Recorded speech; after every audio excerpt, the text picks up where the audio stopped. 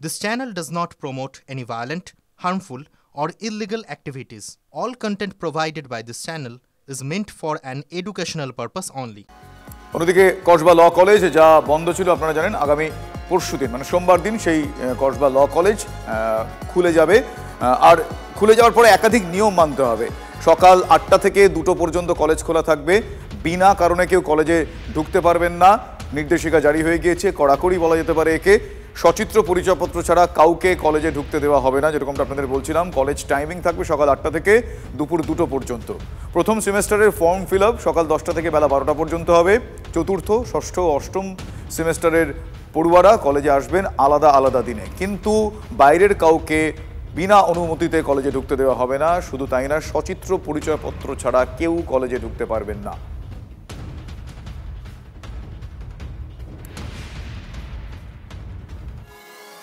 অন্যদিকে ঘাটাল মাস্টার প্ল্যানের জন্য জমি অধিগ্রহণের একটা নয়া নীতি সামনে আসছে। মুখ্যমন্ত্রীর নির্দেশে অল্প জমি অধিগ্রহণের পরিকল্পনা রাজ্যের তরফ থেকে করা হচ্ছে। মহকুমা শাসকের দপ্তরে মন্ত্রী মানস ভূঁইয়ার নেতৃত্বে একটি বৈঠক হয়। তিনি জানিয়েছেন যে সাধারণ মানুষকে অসুবিধায় ফেলে জমি নেওয়া হবে না। ঘাটাল পুর এলাকার নিকাশি ব্যবস্থা নিয়েও রাজ্যের তরফ থেকে সমীক্ষা করা হচ্ছে। ঘাটাল পুরসভার ৩ নম্বর ওয়ার্ড এবং ৯ নম্বর ওয়ার্ডে বসানো হচ্ছে পাম্প। সূত্রের খবর, পাম্প বসাতে ৫ একর জমি নিচ্ছে জেলা প্রশাসন। তবে এই জমি নেওয়ার ক্ষেত্রে জমির মালিকদের কোনো রকম অসুবিধা করে জমি নেওয়া হবে না। দরকার পড়লে স্বল্প ক্ষেত্রের জমি নিয়ে এই গোটা বিষয়টা বাস্তবায়নের দিকে এগোনো হবে। মানস ভূঁইয়ার নেতৃত্বে, সেচমন্ত্রী মানস ভূঁইয়ার নেতৃত্বে একটি বৈঠক হয়। সেই বৈঠক পরে এই নির্যাস, এই বৈঠক থেকে এই নির্যাস যেগুলো এখনো পর্যন্ত এই নির্যাসে আসার আলো অবশ্যই রয়েছে। কোনো ক্ষেত্রে যেখানে সম্ভব জমির পরিমাণ কমানো, সেটা কমিয়ে একদম সায়েন্টিফিকভাবেই এটা করার চেষ্টা করা হচ্ছে। যেখানে জমি কমানো সম্ভব, যেখানে এই এমব্যাঙ্কমেন্টের ক্ষেত্রে যেখানে নদীর পাড়ে যে জমি যেখানে বেশি আছে সেখানে তো অবশ্যই কমানো যাবে। সেই জিনিসটা ওনারা দেখে সঠিকভাবে প্ল্যানটি আরও নতুনভাবে প্ল্যান করছেন, যাতে করে কিছুটা মানুষের সেভ করা যায় কিছুটা।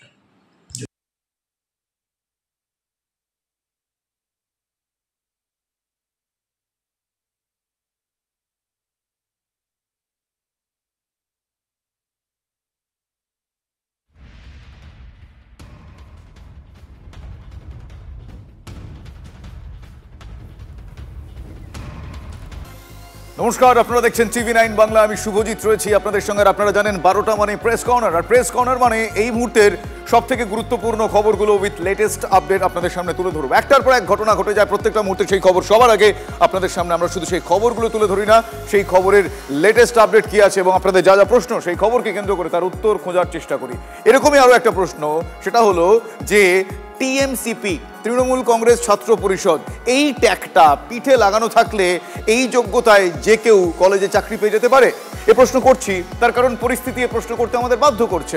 কসবার ঘটনা দগদগে হয়ে আছে এখনো। সেই কসবার ঘটনার পর কাকদ্বীপ কলেজে এরকমই বিতর্ক। তবে না, সেখানে গণধর্ষণ ঘটেনি ঠিকই, কিন্তু সেখানেও এই ধরনের দাদাগিরি, দৌরাত্ম্য, যেই অভিহিত করি না কেন, সেইগুলো চলছে। কি অভিযোগ? টিএমসিপি করলেই কলেজে চাকরি করার ছাড়পত্র মিলে যায়। শুধু ছাড়পত্র না, চাকরিও জুটে যায়। 2022 সাল থেকে কাকদ্বীপ কলেজে অস্থায়ী কর্মী হিসেবে কাজ করছেন 7 জন। এদের প্রত্যেকের যোগ্যতা কি জানেন? এখনো পর্যন্ত যেটুকু আমরা জানতে পারছি, এদের প্রত্যেকের যোগ্যতা মানে মূল যোগ্যতা, তারা তৃণমূল কংগ্রেসের ছাত্র নেতা কর্মী। আর এই নিয়োগের কথা ওই কলেজের গভর্নিং বডির চেয়ারম্যান মানে স্থানীয় তৃণমূল বিধায়ক মন্টুরাম পাখিরা তিনি স্বীকার করছেন। ফলে বুঝতেই পারছেন যে সর্ষের মধ্যে ভূত রয়েছে, এটা মন্টুরাম পাখিরার গলায় পরিষ্কার। অন্যদিকে গভর্নিং বডির সিদ্ধান্তে নিয়োগ হয়েছে, এটা আবার বলছেন কলেজের প্রিন্সিপাল। আপনাদের ব্যাক টু ব্যাক শোনাই এদের দুজনের বক্তব্য। স্টাফের মধ্যে কিছুটা অপ্রতুলতা আছে এবং সেই সময়টা ন্যাকের কাজ চলছিল।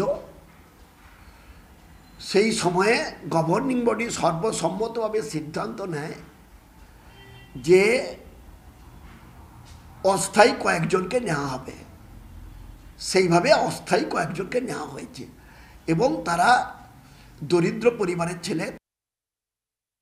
আমি জয়েন করার আগে এই গভর্নিং বডি একটা সিদ্ধান্ত নিয়েছিল যে কিছু আমরা ক্যাজুয়াল স্টাফ নেব।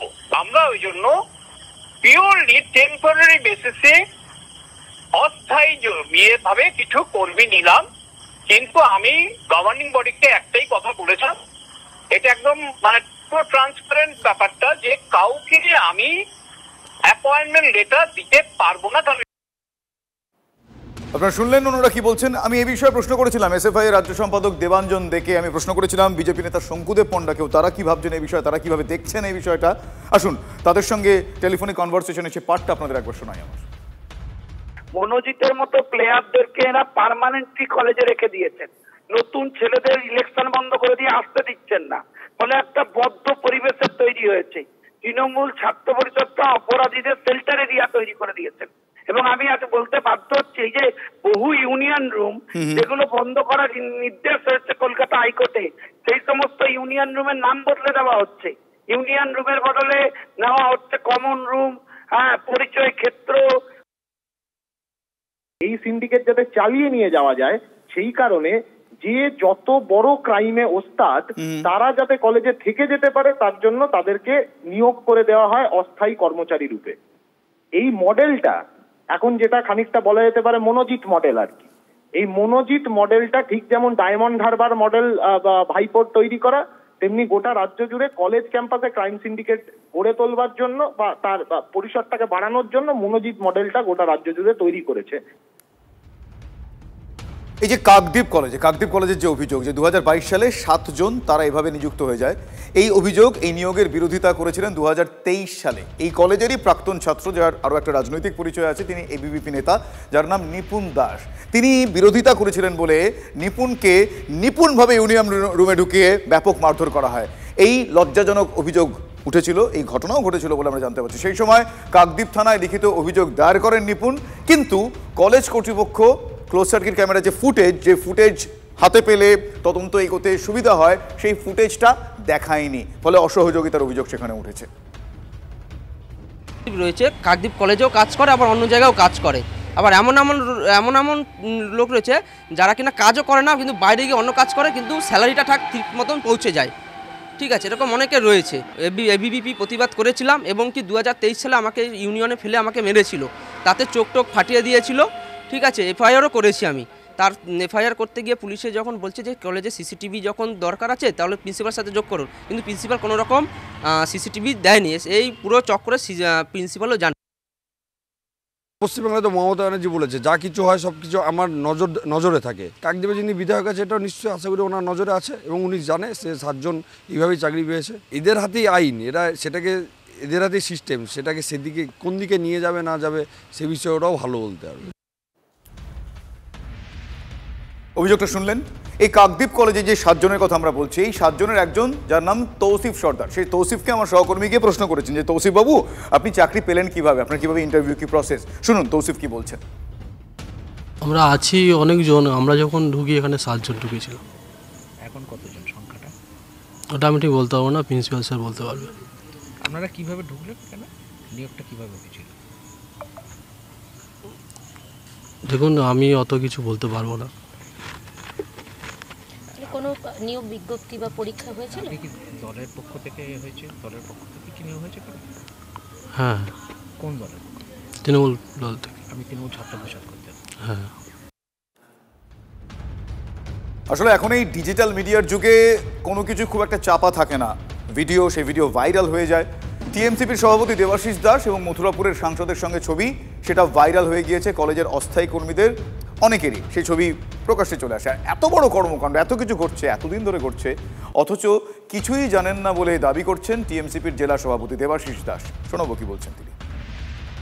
সেটা বলতে পারছি না, ওটা কলেজ কর্তৃপক্ষ কিভাবে করেছে বা কিভাবে নিয়োগ করেছে সেটা আমি জানি না, কারণ জিবির প্রেসিডেন্ট আছেন আমাদের এমএলএ সাহেব, কিভাবে কি করেছে বা প্রিন্সিপাল ওনাদের সাথে কথা বলে আপনারা জানেন। আমার সাথে সবার ছবি থাকতে পারে, কর্মী তৃণমূল ছাত্র পরিষদ করে, সবার সাথে আমার ছবি থাকবে, এটা স্বাভাবিক। তো এই চাকরিগুলো কি দল থেকে দেওয়া হয়েছিল সেটা বলতে পারছি না।